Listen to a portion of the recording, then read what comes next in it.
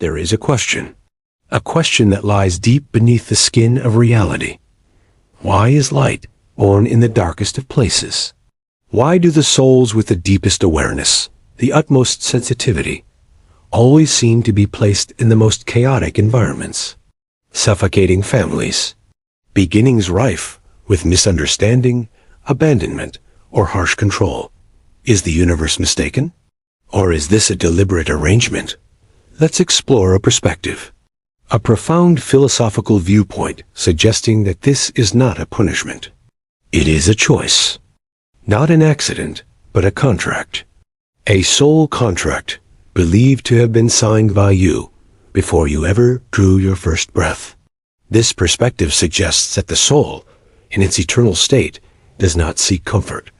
It seeks growth. And the greatest growth does not come from the safety of the valley.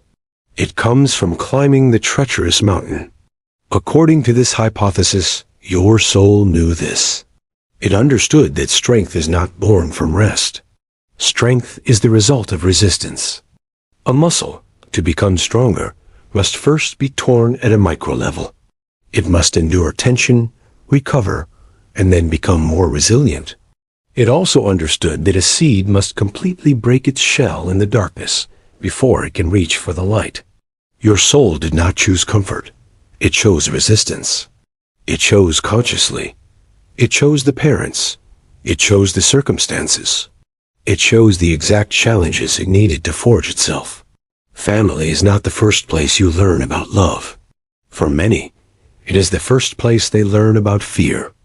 They learn that love is conditional, that acceptance must be earned.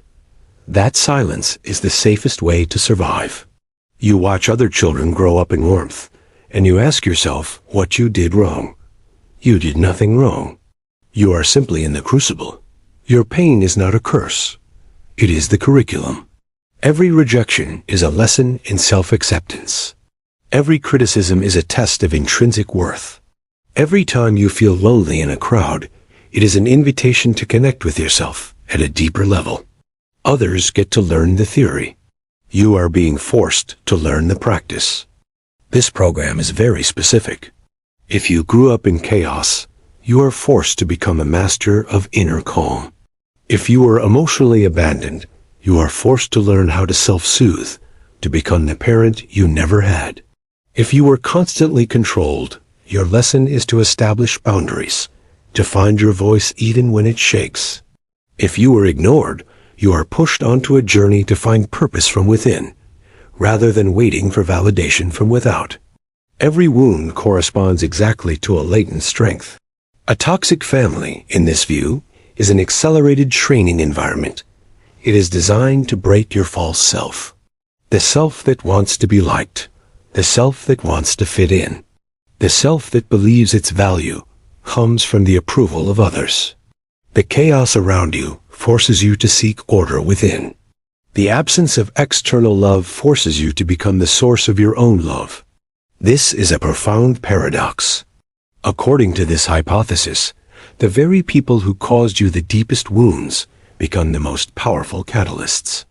They are not conscious partners who agreed to play the villain. That would be an oversimplification. Instead, they are souls acting from their own unhealed pain. And your soul, in the panoramic view, recognized that their chaos was the perfect environment to forge your peace. They are not keeping a promise to hurt you. They are simply being themselves, lost, suffering. And you chose to be there to learn how to find yourself. This may be the hardest part of this entire hypothesis to accept. But it is the key to reclaiming full autonomy. You might ask, why would I choose something so terrible? Because from this perspective, your soul is brave. It did not want an easy life. It wanted a meaningful life. Awakening begins the moment you realize this, the moment you stop asking, why me? And start asking, what is this teaching me? That is when you take back your power. You stop being a victim of the past and start becoming the architect of the future. The pain does not vanish instantly, but its meaning changes. It is no longer a burden. It becomes fuel. And then, you can start to see your family differently. Not with anger, but perhaps with recognition of other souls, also stuck in their own lessons. You understand that they cannot give you what they do not have themselves. Awakening, therefore, is not a mystical event. It is a shift in perception. It is the moment you stop fighting reality. You stop trying to rewrite the past. Instead, you start reading it. You read your scars. You realize they are not signs of weakness. They are a map showing exactly where you had to find the light on your own, where you are forced to build your own strength. This is the path of psychological alchemy, turning the lead of trauma into the gold of awareness. Your family provided the raw materials. They provided the lead. Your job is to stoke the fire of self-awareness, to smelt it, to refine it. This process does not erase the pain. No one can ask you to forget, but it changes your relationship with the pain. It is no longer an anchor dragging you down. It becomes the launch pad for your ascension. And this must be made clear. The perspective of the soul contract is not an excuse for abusive behavior. It does not render pain meaningless. It gives pain a divine purpose. It says that nothing is wasted. Every tear, every sleepless night, every scar, they are all part of a grander design, a design that you wrote yourself. You are not cursed. You were chosen. Or more accurately, you chose yourself. You chose the hardest path because you knew you carried enough light within you to walk through it. The light found in darkness always has a purpose. If the soul contract hypothesis is the answer to why, then your role here is the answer to what for. And that role, in many philosophical traditions, is called the chain breaker. Look back. Pain is hereditary. Science calls it intergenerational trauma. The silence is passed down. The anger, the fear, the anxiety, the way we love, and the way we cannot love. They are patterns. Invisible code copied from one generation to the next through epigenetics. Most people are unaware of it. They simply repeat. The father abuses his son, just as his grandfather abused him. The mother controls her daughter, just as her grandmother controlled her. They are not necessarily bad people. They are sleeping machines, running on old programming. And then you showed up. The soul that chose the hardest path. You are the interruption. You are the glitch in the system. You are the first in your lineage, after generations, to wake up. This awakening does not begin as a halo. It begins as an intense discomfort. It is the feeling that you do not belong. It is the feeling that you are the black sheep. You look at the unspoken rules of the family, the silence, the manipulation, the expectations, and something inside you screams, no, this is not right. While others react, you begin to observe. You see the father who is yelling, but you don't just see the anger. You see the fear beneath that anger. You see the mother who is controlling, but you don't just see the tyranny. You see her profound insecurity. You are the first in the family to see the prison instead of just the walls. This is when your mission begins. And this is the price. When a system is built on silence, the one who speaks the truth will be seen as the traitor. When a family is accustomed to the dark, the one who turns on the light is the enemy. The system will fight back. You may be called too sensitive, ungrateful, or a troublemaker. This is normal. They are not attacking the real you. They are protecting their familiarity. They are protecting the survival mechanisms that have kept them alive this far. Your light exposes the wounds they have spent a lifetime burying, and that terrifies them. This is the loneliest phase for the chain breaker. You must make a choice.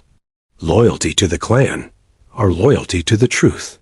Their acceptance, or your own freedom.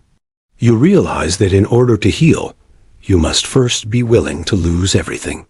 You must be willing to be misunderstood by the very people you love. You must accept that becoming the healer of your family often means you can no longer fit in with them as you once did.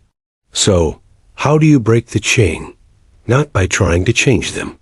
You break the chain with a single radical act. You heal yourself. This is the key. You cannot change the past. You cannot erase what happened to your parents or your grandparents. But you can stop it from continuing. You stand at the crossroads of time. You take in all the pain, all the anger, all the fear that has been passed down, and you say, "This stops with me. The genetic chain of explosive anger stops here. Because I learned to breathe when triggered. I learned to recognize the rising rage and choose conscious silence instead of reacting with cruel words. The genetic chain of emotional abandonment stops here. Because I learned to be present for myself and reparent my own inner child.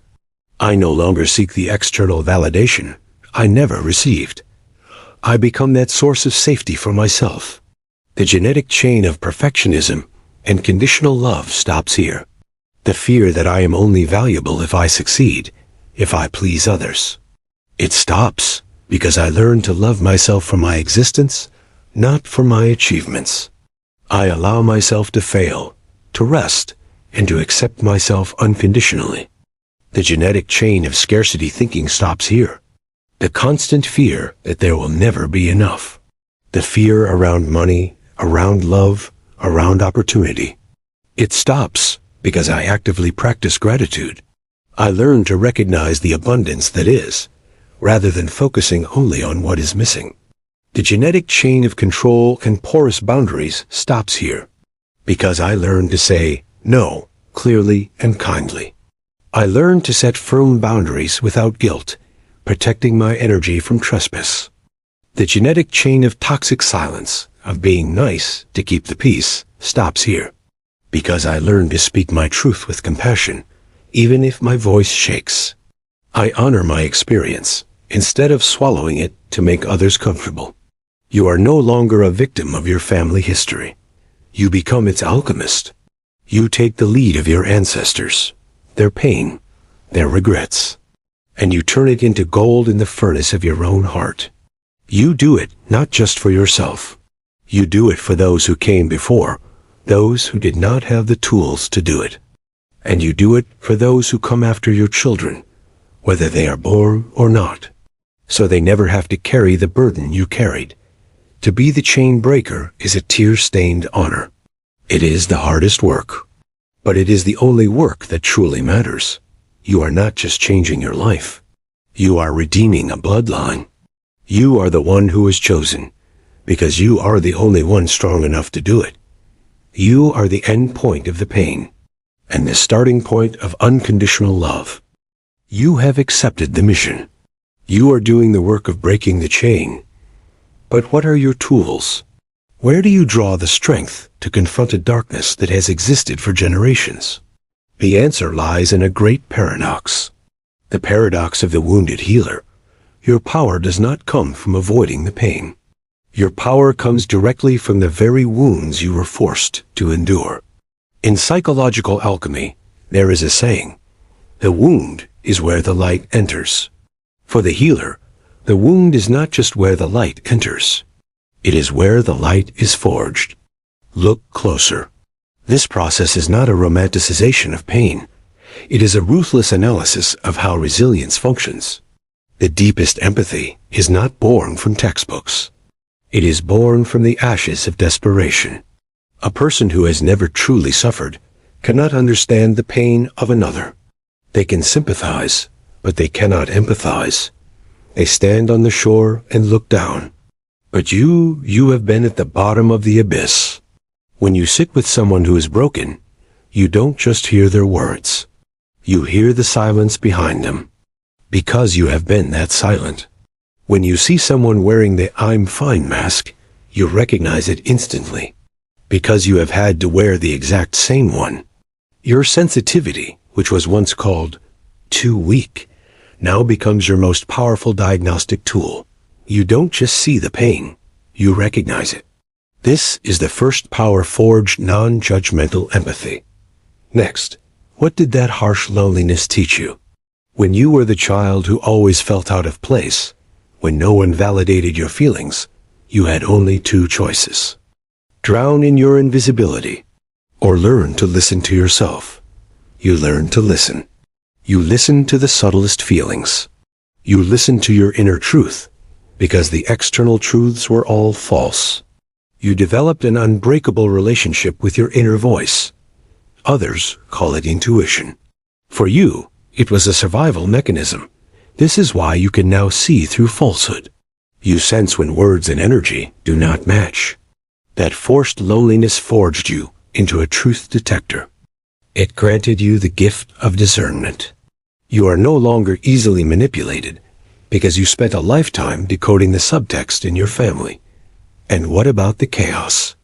Growing up in an environment where everything was unpredictable, where moods changed like the weather, where safety was always fragile. What did it force you to do? It forced you to become the eye of the storm. When everything outside of you was moving, you had to learn to be still within. You practiced meditation without even knowing you were meditating. You sought out the smallest moments of peace in a book, in music, in the corner of your room. You built a sanctuary inside your own mind. Now, when life's chaos hits a crisis at work, a relationship breakdown, you don't collapse like others. You have been here before. This chaos is just another version of your living room. Your ability to stay calm while everything is on fire is not an innate talent. It is a skill forged in the fire. You do not heal despite your wounds. You heal through them. But there is a trap. The greatest trap for the wounded healer. It is when you identify with the wound. You believe you are the pain.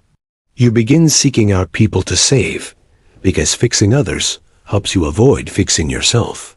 You become the caretaker for the entire world, but neglect the home within. The final stage of transformation is realizing this. The power came from the wound, but you are not the wound. You are the one who survived it. You are the sky that watched the storm pass. When you understand this, you stop healing from a place of deficit. You don't save others to feel valuable. You share your wisdom from a place of wholeness. You become a lighthouse, not a rescuer. A lighthouse doesn't run around the coast saving individual ships. It simply stands, shines, and allows the ships to find their own way. Your scars become your proof. They are reminders that what once tried to destroy you, ultimately, is what created your unbreakable strength. You have turned lead into gold. You have walked through the fire and no longer fear the flames. You have walked through the fire. You have accepted the contract. You have shouldered the mission of breaking the chain.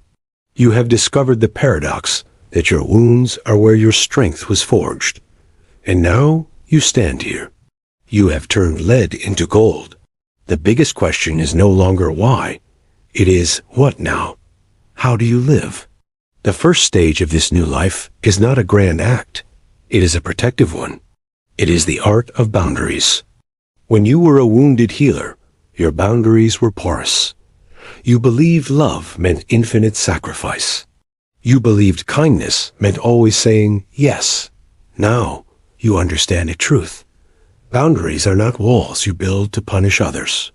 They are the fences you erect to protect the garden you worked so hard to heal. You start with boundaries of time. You are no longer available 24/7 for other people's crises. You turn off notifications.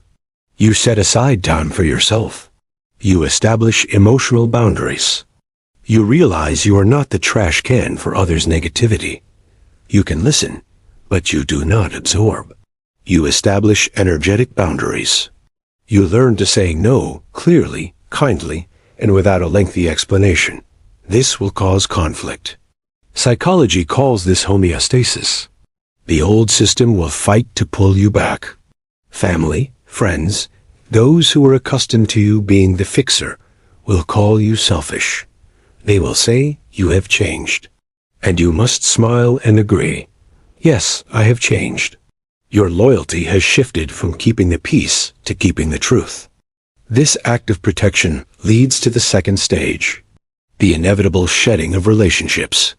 As your frequency changes, people who no longer resonate with that frequency will automatically fall away.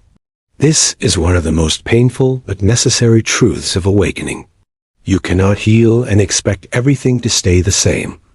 You cannot grow without leaving your old skin behind. There will be a period of loneliness, a void between two worlds. You have left the old world, but the new one has not fully formed. The old, superficial conversations now exhaust you. You crave deep connection, authenticity, and you realize it is better to be alone than to be with people who make you feel alone. This is not a loss. This is a clearing. The universe is creating empty space so that new people can enter. People who see you for who you are now, not who you used to be. People who are drawn to your light, not your wounds. You stop seeking people to save. You start attracting people who are also shining. This leads to a new challenge. After spending a lifetime fighting darkness and healing pain, many people forget how to be happy. Peace feels foreign, even boring. This is a psychological truth. Your nervous system, after years of living in chaos, has become accustomed to the stress hormones of adrenaline and cortisol. Your brain has come to equate chaos with being alive. Peace, therefore, can be interpreted as unsafe. The work now is to retrain your nervous system. You must learn to feel safe in stillness. You start with the smallest things, feeling the sun on your skin, turning off your phone, and truly tasting your meal. Seeking out creativity without a purpose. You allow yourself to rest without feeling guilty. You realize your worth is not in how much you do, but in who you are. But even here, there is one last trap, the most subtle one, the trap of false awakening. It is when the ego latches onto the healing journey, the spiritual ego. It begins to say, I am healed, I am awakened, I know more than others. The ego turns spirituality into another badge to wear. It begins to judge those who are not yet awake. This is the final illusion. The truth is, there is no finish line. There is no enlightened diploma. Healing is a continuous process. Awakening is a daily practice. It is choosing self-awareness over automatic reaction, again and again. It is noticing when you, yourself, fall into old patterns and gently pulling yourself out without judgment. And this is how you live. Your work is changed. It is no longer a fight for survival. It is a daily practice. It is choosing self-awareness over automatic reaction. It is holding your boundaries. It is choosing joy. The final stage of awakening is itself ordinary, but with an extraordinary awareness. You no longer try to be the light. You simply live, and the light manifests on its own. Thanks for watching. See you in the next one.